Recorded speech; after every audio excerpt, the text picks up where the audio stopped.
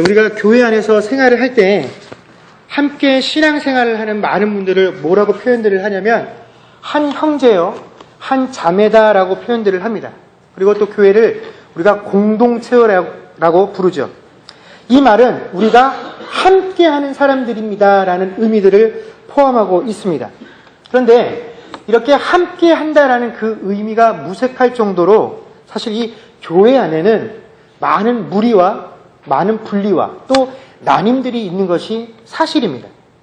물론 교회 안에 거하는 모든 사람들이 그 자라난 성장 배경들이나 경험들이 다르기 때문에 모든 사람들이 다 똑같기를 원하는 것은 무리이죠. 우리가 분명히 서로 다르다라는 것은 이해되어져야 하는 부분이고 존중받아야 마땅한 부분들입니다. 그러나 우리가 이렇게 다르다라는 것들이 교회가 분리되어질 수 있는 이유가 되어서는 결코 안 된다라는 것이 성경의 가르침이고 오늘 저희가 말씀을 통해서 확인해야 할 부분입니다. 여러분, 오늘 저희가 읽었던 본문 말씀에 보면 이 교회 안에서 한 형제여 한 자매라고 부르는 자들을 서로 구분짓게 하는 것들을 뭐라고 표현을 하냐면 14절에서는 막힌다함이다라고 표현들을 하고 또 14절이나 16절 말씀에 보면 원수된 것이다라고 이야기를 하고 있습니다. 이 말씀은 결국 뭐냐면 우리가 교회 안에서 서로 분리되어지고 서로 나뉘어지는 것들은 단순하게 갈라져 있는 상태가 아니라 무엇을 의미한다라는 말입니까? 원수되는 것과 똑같은 결과를 나타낸다라는 것입니다. 그런데 성경은 14절과 16절에서 뭐라고 말씀하시냐면 이런 막힌 담을 헐기 위해서 이 원수된 것들을 없애기 위해서 예수께서 이 땅에 오셔서 십자가를 지시고 또 피를 흘려주셨다라고 표현을 하고 있습니다. 그렇기 때문에 우리가 교회 안에서 서로 마음들과 생각들이 나뉘어져 있는 것은 결국 어떤 것과 마찬가지입니다. 예수께서 우리를 위해 이 땅에 오시고 십자가에 못 박히시고 피 흘려주신 그 모든 사건들을 다 인정 못하는 것과 똑같은 결과를 만들어내는 것이 교회 안에 분리요, 교회 안에 나님의 모습들이다라는 것입니다. 그러면 누가 도대체 이렇게 주께서 기뻐하시지 아니하는 이런 행동들을 과연 교회에서 하겠습니까? 라고 물어보실지도 모르겠지만 이미 우리가 여러 번의 경험들을 통해서 알고 있듯이 이러한 일들이 교회에서 아주 빈번하게 발생들을 합니다. 근데 문제는 뭐냐면 우리가 대놓고 저 사람을 미워한다거나 혹은 저 사람과 나와 갈라서야 되겠다라는 것이 아니라 우리가 이 갈라서게 되는 원인들이 주로 뭐냐면 내가 뭔가를 헌신하겠다라고 할 때 뭔가 은혜스러운 일들을 하겠다라고 나설 때에 더 많이 나누어지는 이유가 된다라는 것입니다. 또 내 뜻이 저 당신보다 더 주님의 뜻에 합당하다라는 것을 주장하고 싶을 때 이 교회 안에 분리와 나님들이 생기게 된다라는 것입니다.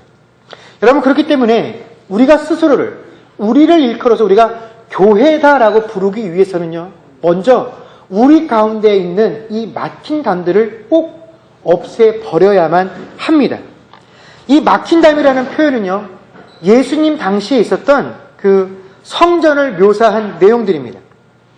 여러분, 원래 이 유대인들은요, 그 성전에 그 성별과 신분에 따라서 어디까지 들어갈 수 있는지를 엄격하게 구분을 해 두었습니다. 그래서 지성소를 주변으로 해서 그 주변에는 제사장의 뜰이다라고 일컬어서 제사장들만 들어갈 수 있도록 허용되어 있는 공간들이 있습니다. 그래서 그곳을 벗어나게 되면 그 다음에는 뭡니까? 이스라엘인의 뜰이다라고 불러서 거기는 남자들까지만 들어갈 수 있는 공간이 있습니다. 그리고 그 이스라엘의 뜰을 벗어나게 되면 여인들의 뜰이다라고 불러서 그곳은 이스라엘 사람들이지만 여자들도 들어올 수 있는 그런 공간들이 있습니다. 그리고 그 여인들의 뜰까지를 벗어나게 되면 그 바깥으로 이 유대인들이 담을 쳐놓았죠. 그리고 그 담을 그 담 밖으로 사람들이 거하는 곳이 바로 이방인의 뜰이 돼서 그 담 밖에만 이방인들이 거주할 수가 있습니다. 그래서 그 담을 통상 한 1m 50cm 정도의 높이로 쭉 쳐서 이곳에는 이방인은 절대로 들어올 수 없도록 이렇게 경계를 쳐 놓았고요.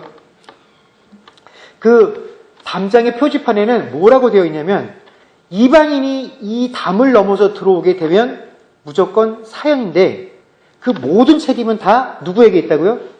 너에게 있다라고 이런 경고문이 그 담장의 표지판에 붙어 있다라고 합니다. 그래서 예수님께서 성전 청결 사건, 그래서 그곳에서 상거래를 하고 있던 그 장사치들의 그 상을 엎어버렸다라고 말할 때 그곳은 어디냐면 바로 이 이방인의 뜰에 해당하는 공간이 바로 예수님의 성전 청결 사건이 벌어졌던 곳입니다. 근데 여러분, 예수님께서 그곳을 엎으실 때 우리가 성전 청결 사건이다라고 부르지 않습니까? 그러니 분명히 그 이방인의 뜰도 어떤 공간이어야 합니까? 성전의 기능을 하고 있는 곳이어야 우리가 성전이라고 부를 수 있죠.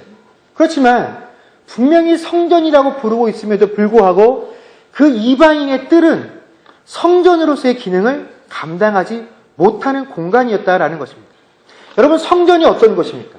성전은요, 내가 하나님을 만나고 하나님께 예배드리는 공간이 바로 성전이 되는 것입니다. 그런데 이방인들이 기껏 거기까지 와서 지성소 앞에 나아가지도 못하고 그곳에서 제사를 드리고 제물을 드릴 수 없는 상황이 된다라고 한다면, 또 그곳에서 사람들이 장사치들이 물건을 파는 그런 일들이 벌어지고 있다라고 한다면 그것은 결코 성전이라고 부를 수 없다라는 것입니다. 그런 곳에 사람들이 아무리 많이 모이고 버글버글 해봐야 그곳은, 그 모임은 결코 하나님 사람들의 모임이다라고 일컬음을 받을 수 없다라는 것입니다. 그리고 그것은 현대의 교회에 있어서도 마찬가지다라는 것입니다. 여러분, 교회 건물이 크고 그 건물 아래 아무리 많은 사람들이 출입을 한다고 할지라도요, 그곳을 출입하는 많은 사람들이 그곳에서 하나님을 만나고 하나님을 예배드리는 것이 아니다라고 한다면 그 많은 사람들이 왔다 갔다 하는 그 공간들이, 그 많은 사람들이 모였을 때 그곳은 성전이라고 부를 수 없다라는 것입니다. 그 많은 사람들을 우리가 다 하나님의 사람이다 부를 수 없다라는 것입니다. 여러분, 그렇다면 이 유대인들이 막힌 담을 만들어 놓은 가장 큰 문제가 무엇이겠습니까? 그것은 바로 그 담 하나를 통해서 그들과 나 사이에 생각과 마음의 구분을 둔다라는 것입니다. 이 구분이 뭐냐면 너는 안 돼라는 구분이다라는 겁니다. 너희들은 자격이 없어라는 구분입니다. 그래서 그 자격이 없는 사람들로부터 누구를 지켜줘야 한다라는 생각이 바로 담을 치게 만든 것입니까? 하나님을 지켜줘야 한다라는 생각이 담을 만들어 버린 겁니다. 야, 이렇게 거룩한 곳에 저런 이방인들이 들어오면 어떻게 해요? 하나님의 영광을 가려버리고, 그렇기 때문에 담을 만들어서라도 저 이방인들이 못 들어오게 해야 하는데 그 일들을 누가 한 겁니까? 유대인들이 해버린 것입니다. 그런데 여러분, 그 영광스러운 하나님께서, 그 전지전능하신 하나님께서 고작 사람들이 그곳에 들어왔다라고 해서 여러분 그 거룩함을 잃어버리시겠습니까? 결코 그런 일은 없다라는 것입니다. 또 그런 하나님이시기 때문에 하나님은 사람들의 노력이나 사람들의 헌신 때문에 더 큰 영광을 받으시는 분도 또한 아니시다라는 겁니다. 결국 그 장막을 쳤다라는 것은 뭡니까? 나는 너와 다른 뭔가가 있다라는 사실을 드러내고 싶어서 그 담벼락을 쳐서 사람들을 구분했다라는 것입니다. 너희는 자격이 없지만 나는 감히 하나님께 나갈 자격이 있는 사람이다라는 사실을 보여주고 싶었기 때문에 그 담장을 치게 되었다라는 것입니다. 여러분, 그런데 예수님 당시에는요, 그 담이 눈에 보이는 것이었습니다. 그 담벼락의 높이도 고작 1m 50cm 정도였습니다. 이제 예수님께서 오셔서 그 담벼락을 다 회파하셨음에도 불구하고 지금 교회에는요, 그 담보다 더 높고 더 두꺼운 담들이 그럼에도 불구하고 우리 눈에 보이지 않는 형태로 존재하고 있다라는 것입니다. 그래서 그 담벼락을요, 허물기가 얼마나 힘이 든지 모릅니다. 제대로 된 실체도 없기 때문에 누군가를 향해서 그 담벼락을 헐어버리라고 말하기도 힘듭니다. 그럼에도 불구하고 그 막힌 담들이 교회 안에 성도들 사이에 존재하기 때문에 그것이 교회를 교회답게 만들지 못하고 있다라는 것입니다. 여러분, 그러니 그건 우리 자신이 제일 잘 압니다. 내 자신이 가장 잘 압니다. 내가 내 마음속에 어떠한 이유의 담들을 쌓아놓고 이 담 안으로 다른 이가 못 들어오게 하고 있는지 나 자신은 알고 있다라는 것입니다. 여러분, 우리가 스스로를요, 성도라고 부르고 우리의 모임을 교회라고 부르기 위해서는요, 예수님께서 그 헐어버린 그 막힌 담들을 지금 내 안에서 먼저 무너뜨려야 할 줄로 믿습니다. 오늘 이 시간 내가 차마 남들에게 고백하지 못하는, 그러나 주님과 나만 알고 있는 그 막힌 담들이 있다고 한다면 그 담을 내 스스로 먼저 헐어버릴 수 있는 그런 시간들이 될 수 있기를 소망합니다. 여러분, 근데 유대인들이요, 이렇게 대놓고 이방인들과 자기 사이에 막힌 담을 쌓을 수 있었던 근거는 뭐냐면 바로 그들이 자랑스럽게 여기는 율법 때문에 그랬다라는 것입니다. 하나님께서 원래 이 유대인들에게 율법을 주신 이유는 뭐냐면 하나님의 말씀을 잘 알아서 그 말씀대로 결국은 하나님의 뜻대로 살게 되기를 원하셨기 때문에 율법을 주신 것입니다. 그리고 그 율법의 가장 큰 취지로, 율법의 가장 큰 기능은 뭐냐면 바로 하나님을 사랑하고 또 뭐요? 내 이웃을 내 몸과 같이 사랑하라는 것, 그것을 실천하게 하시기 위해서 유대인들에게 율법을 주셨다라는 것입니다. 결국 하나님께서 유대인들에게 율법을 주신 가장 큰 목적은 뭡니까? 하나님처럼 세상을 사랑하라고 주신 것인데 이 사랑하라고 주신 율법을 유대인들은 뭐에 쓴 겁니까? 누군가를 정죄하는데, 누군가를 단죄하는데, 그의 결점을 잡아내는데 이 율법을 사용하고 있었다라는 것입니다. 그리고 그 대표적인 율법의 내용들이 뭐냐면 바로 정결규례에 관한 법률 내용들이었죠. 우리가 잘 아는 것처럼 사도행전 10장에 보면 베드로가 그 낮잠을 자고 있다가 꿈속에서 예수님께서 그에게 나타나셔서 요구하시는 내용들이 있습니다. 그 꿈의 내용이 뭐냐면 베드로가 잠을 자고 있을 때 하늘에서부터 그릇이 하나 내려오죠. 그래서 그 그릇이 내려오는데 자세히 보니까 큰 보자기 내 귀퉁이에 끈이 달려서 내려오고 그 보자기에는 뭐가 담겨져 있었습니까? 세상의 모든 동물들이 그 안에 담겨져 있었습니다. 그리고 하늘에서 목소리가 들리기를 베드로에게 뭐라고요? 이 안에 있는 걸 다 잡아 먹으라라고 명령을 했습니다. 근데 꿈에서도 이 베드로가 주님, 저는 먹을 수 없습니다.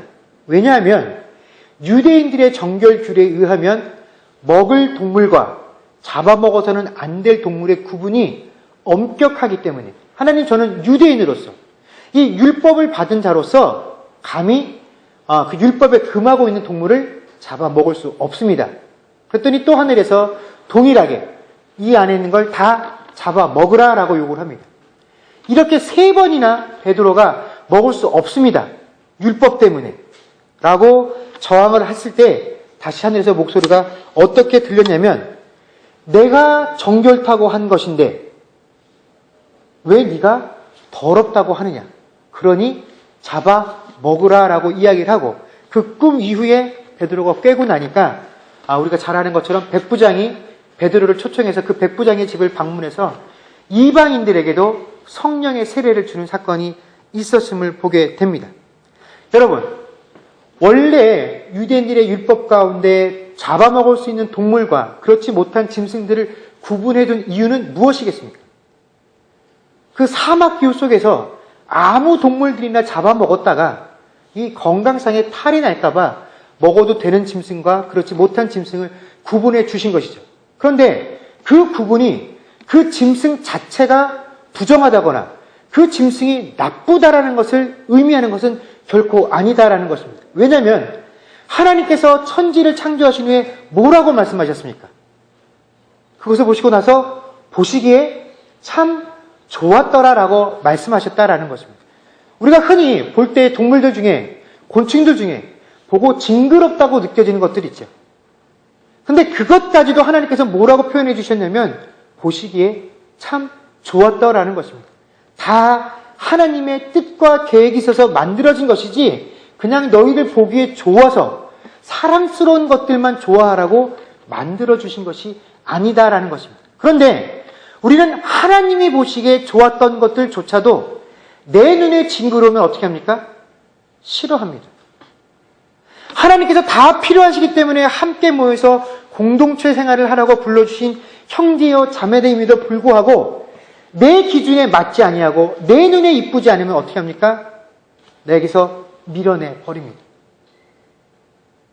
하나님이 우리에게 주신 그 모든 것들을 우리가요, 이 사랑을 하는 것들에 집중하지 못하게 되면 이 교회의 존재 의미가 사라지게 된다라는 것입니다.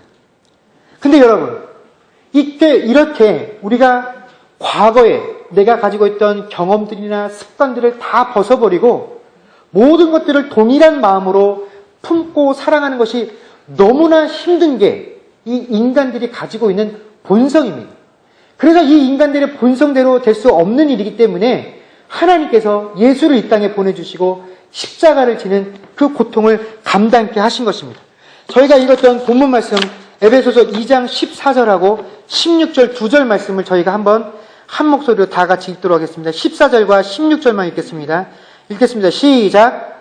그는 우리의 화평이신지라 둘로 하나를 만드사 원수된 것 곧 중간에 막힌 담을 자기 육체로 허시고 또 십자가로 이 둘을 한 몸으로 하나님과 화목하게 하려 하심이라. 원수된 것을 십자가로 소멸하시고 아멘. 여러분, 결국 예수님께서 이 땅에 오셔서 하신 그 모든 행위들이 바로 뭡니까? 우리의 뜻과 우리의 의지대로 되지 못하는 그 하나됨들을 이루시기 위해서 이 땅 가운데 오셨다라는 것입니다. 그렇기 때문에 여러분, 예수님의 그 십자가를 지신 공로와 보혈의 은혜는요, 나에게만 임한 것이 아님을 알아야 합니다. 바로 내 옆에 있는 형제 자매들에게도 그 은혜가 동일하게 임한 지체라는 사실을 우리가 결코 잊어서는 안 됩니다. 그런데 우리가 그 사실을 너무 쉽게 잊어버립니다. 그래서 내 옆에 있는 지체들, 내 형제 자매들은 원래 죄인이었는데 하나님의 은혜를 입은 존재들. 그런데 나는 마치 처음부터 깨끗하고 고귀한 존재였던 것들과 같이 생각들을 한다라는 것입니다. 그래서 그들을 아주 어리석고 미숙한 지체들로 다루는 것, 대우하는 것, 이것이 우리들의 큰 실수다라는 것입니다. 그것이 또한 베드로가 보여주었던 실수인데 그러한 모습들이 우리 교회 가운데 비일비재하게 이루어지고 있다라는 것입니다. 여러분, 우리가 이 공동체가 정말로 하나님께서 세상을 향하여 그 하나님의 사랑을 보여주시기 위하여 세우신 공동체인 교회라는 것을 보여주기 위해서는요, 이 교회가 무엇보다도 이 땅 가운데 그 사랑을 보여주는 일에 집중을 해야만 합니다. 그런데 우리가 이 사랑을 세상 가운데 보여주는데 이 방법론에 큰 착각들을 하면서 살아갑니다. 이 교회가 세상을 사랑하는 방법들을 교회가 뭐를 택했냐면 가장 쉬운 방법을 택했습니다. 그래서 무슨 방법이냐면 구제입니다. 교회가 돈 모아서 때가 되면 교회 이름으로 사회에 그 돈을 보내는 것으로 이 교회의 사랑들을 보인다라고 생각들을 합니다. 어렵고 힘든 곳을 찾아가서 그 어렵고 힘든 사람들을 도와주고 그 기념사진을 한 장 찍는 것으로 교회의 사랑, 그 사랑의 사명들을 다 한다라고 생각들을 했다라는 것입니다. 그런데 여러분, 그러한 사랑들이 아니라 우리가 세상에 보여주어야 할 것은 이 세상의 많은 사상들과 서로 다름이 존재함에도 불구하고 그 다름들을 위해 그 다름을 하나로 묶을 수 있는 그 띠가 바로 사랑이라는 것을 우리가 보여줄 수 있을 때에라야 이 교회가 정말로 사랑이 넘치는 곳이요 사랑의 기관이다라는 것을 세상 사람들이 알 수 있다라는 것입니다. 그런데 이것들은 하지 못한 채 밖으로 자꾸 드러나는 일들에만 집중을 하기 때문에 교회가 온전히 하나됨을 유지하지 못하게 된다라는 것입니다. 그래서 이 본질적인 하나됨, 이 본질적인 사랑의 모습들을 회복하지 못하기 때문에 교회에 있는 구성원들이 결국 나를 더 드러내는 일들에 집중을 하게 되고, 나를 드러내려다 보니 그 방법은 두 가지밖에 없죠. 내가 한 공로를 열거하거나 다른 사람들의 한 잘못을 콕콕 찝어내는 것 외에는 방법이 없다라는 것입니다. 여러분, 그렇기 때문에 우리가 정말로 하나가 되기 위해서는, 정말로 우리가 교회가 이 사랑의 모습들을 보여주기 위해서는 하나님이 내게 허락하신 그 은사들을 활용할 때조차도 우리는 조심하고 또 조심해야 합니다. 여러분, 왜 목사로 부름을 받았습니까? 여러분, 왜 교회의 직분자로 부름을 받았습니까?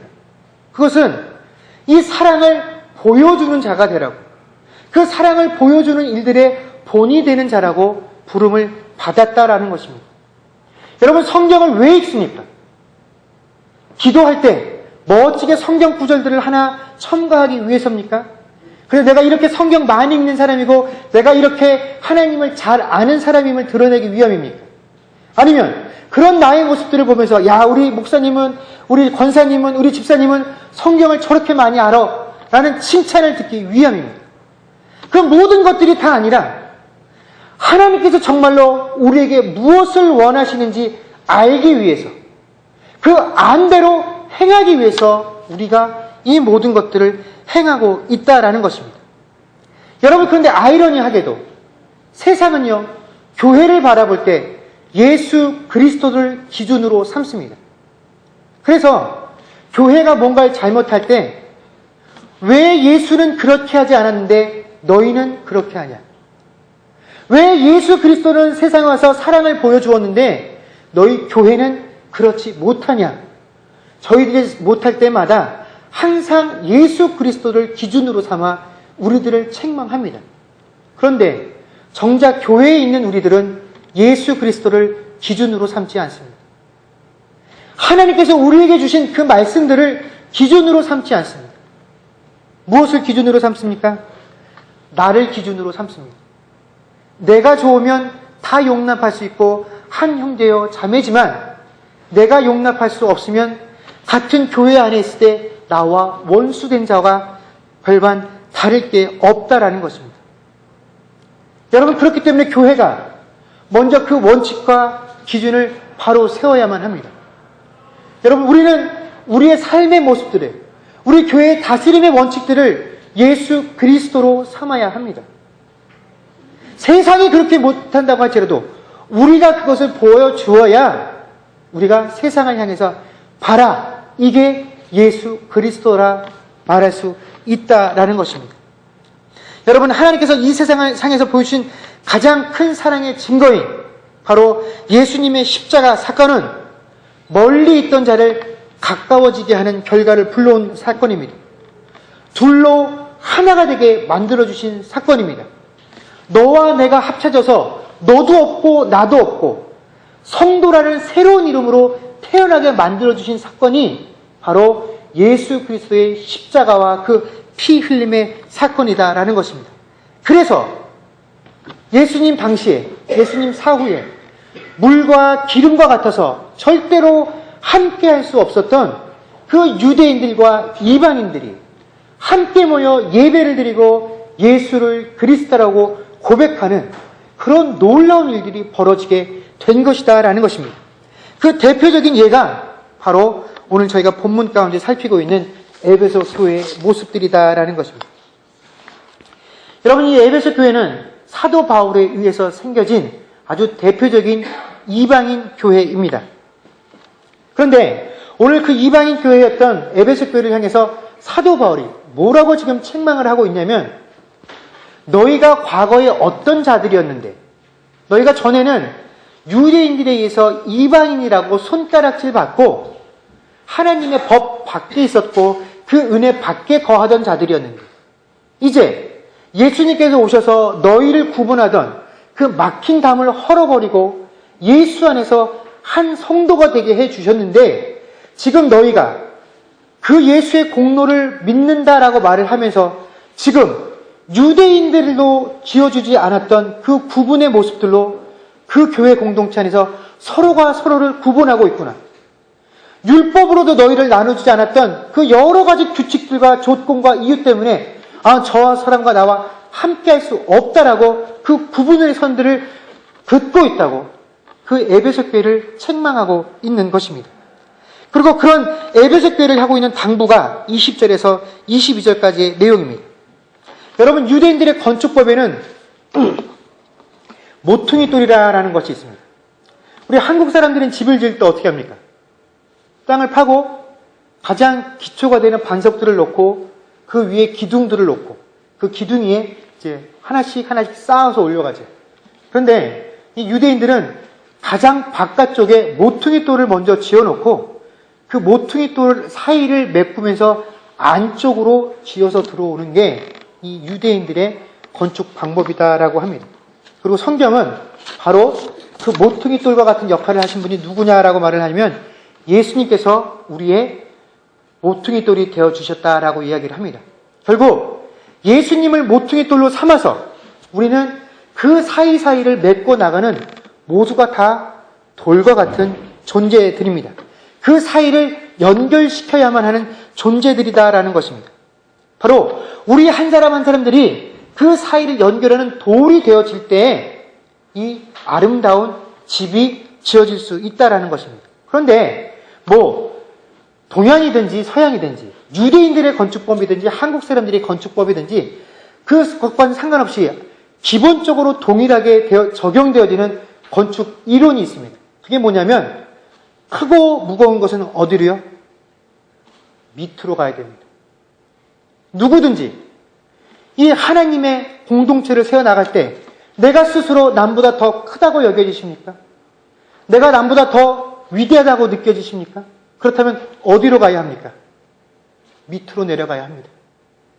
그 크고 단단한 돌이 위로 올라가면 어떻게 됩니까? 무너져 버리게 되어 있습니다. 여러분, 그러니 내가 봐서 저 사람보다 내가 믿음의 연수도 크고 교회 생활도 오래 하고 모든 것들이 넉넉하다라고 느끼면 어디로 가야 합니까? 밑으로 가야 합니다. 그리고 그 작은 사람을 어떻게 해요? 나를 밟고 위에 서라고 하는 것, 그것이 모퉁이 돌을 세워놓고 함께 지어져 가는 교회의 본래의 모습들이다라는 것입니다. 여러분, 그러니 서로 다른 모양들을 가지고 있는 돌들이 함께 모여서 쌓아가고 있으니 여러분, 얼마나 껄끄럽고 아프겠습니까? 그 모난 돌이 나를 찌르고 있으니 얼마나 힘이 들겠습니까? 그런데 기억해야 합니다. 나의 그 모남이 또한 누구를 찌르고 있다고요? 내 옆에 선자를 찌르고 있다라는 사실을 우리가 기억해야만 합니다. 서로가 모난 부분들이, 서로 튀어나와서 찌르고 있는 부분들이 우리가 다 닳아 없어져서 우리가 원만하게 되어지는 그 과정, 여러분, 그것을 우리가 사랑이다라고 부르는 것입니다. 내가 닳아서 없어져 가는 과정, 그것이 바로 예수께서 우리에게 원하는 교회가 세상을 향해서 보여줘야 할 사랑의 모습들이다라는 것입니다. 그리고 그 사이를 우리가 무엇으로 채워야 합니까? 그 돌들이 다 갈라지고 나서도 원래 처음부터 다른 돌이었기 때문에 분명히 그 사이에 간격들이 생기게 되어 있습니다. 그 간격을 우리가 무엇으로 채워야 합니까? 성령으로 채워야 합니다.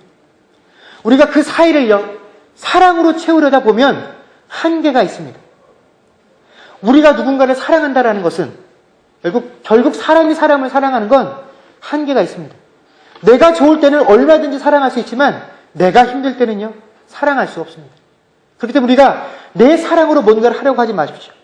우리 안에 뭔가 차이가 있고 그 간격들을 메꿀 때에는 무엇으로요? 성령으로 채워야 합니다. 그래서 오늘 성경도 우리에게 뭐라고 말씀하십니까? 너희가 한 성령 안에서 새롭게 되어진다라고 이야기를 하고 있습니다. 22절에 너희도 성령 안에서 하나님이 거하실 처소가 되기 위하여 그리스도 예수 안에서 함께 지어져 가느니라 라고 성경이 우리에게 말씀해 주고 계십니다. 여러분, 그렇기 때문에 우리가 감히 내 옆에 있는 돌을 향해, 내 옆에 있는 지체를 향해 저 돌은 필요 없습니다, 내어 버리십시오 라고 말할 수 없다라는 것입니다. 여러분, 지금 우리 교회는요, 그 내가 튀어나온 부분들을 갈아가는 그 과정들을 하고 있습니다. 그 과정 가운데 여러분 분명히 상처들을 받으실 겁니다. 여러분 정말로 교회 안에서 아픈 경험들을 하시게 될 것입니다. 그러나 한 가지 분명한 사실은요. 그 내 옆에 나를 찌르기만 하는 것 같은 그 사람도요. 결국 달아지고 있다라는 사실입니다.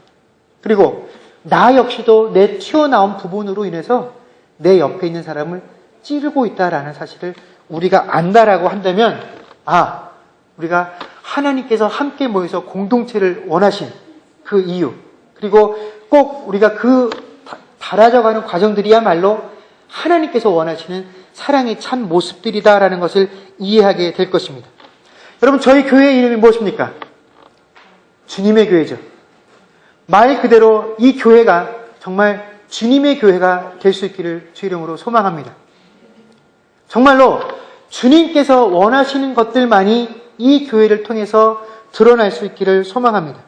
정말로 우리가 나는 좀 싫지만 주께서 원하신다라고 한다면 기꺼이 그 일들 앞에 우리가 잠잠할 수 있는 그런 모습을 더욱더 드러낼 수 있는, 그리고 그 깎여져가는 과정들, 그 달아서 아파지는 그 상황들을 내 기쁨으로 여기고 하나님께 감사함으로 여길 수 있는 그것이 우리 가운데 충만한 그런 교회가 될 수 있기를 주의 이름으로 간절히 축원합니다. 기도하겠습니다.